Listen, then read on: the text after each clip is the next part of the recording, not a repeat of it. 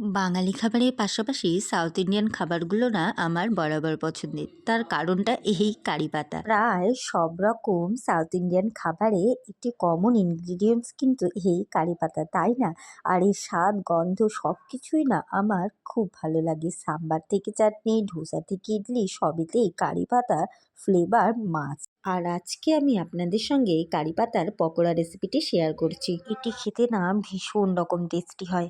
আপনারা বাড়িতে না বানিয়ে খেলে বুঝতে পারবেন না। প্রতিবেশীর বাড়ি থেকে একখানা কারি পাতার ডাল ভেঙে এনে এর শাখাগুলো এক এক করে আলাদা করে নিয়ে খুব ভালো করে ধুয়ে জল ঝরে যাওয়ার জন্য রেখে দিয়েছি। আর এদিকে ব্যাটারটা রেডি করে নিয়েছি। 1 কাপ বেসন, তাতে আধ কাপ চালের গুঁড়ো দিয়েছি যাতে করে পকোড়া মুচমুচে হয়।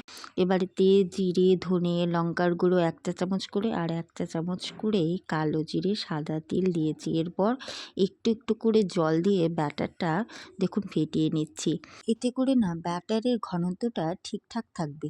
ব্যাটারটা খুব ভালো করে ফেটানো হয়ে গেলে পরিমাণ মতো হলুদ গুঁড়ো আর স্বাদ মতো নুন দিয়ে আবারও কিছুক্ষণ ফেটিয়ে নিচ্ছি। এবার এক একটি কারি পাতার শাখা ব্যাটারে চুবিয়ে গরম সাদা ডুবো তেলে এপিঠ ওপিঠ বেশ কড়া করে ভেজে নিয়েছি। আর আপনাদের সঙ্গে একটু গল্প করে নিচ্ছি। ধন্যবাদ জানাই আপনাদের সবাইকে যারা আমার খাই খাই চ্যানেলটির সঙ্গে যুক্ত হয়েছেন এবং আমার আগের ভিডিওগুলিকে অনেক বেশি পছন্দ করেছেন।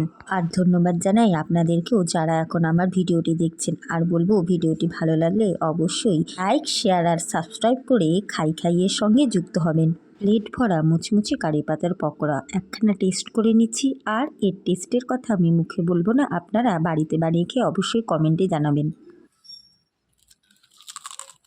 আর খেতে কতটা মুচমুচে হয়েছে আপনারা আওয়াজ শুনে বুঝতে পারলেন নিশ্চয়ই। চলুন তবে আজকের মতো বিদায়, দেখতে থাকুন খাই খাই।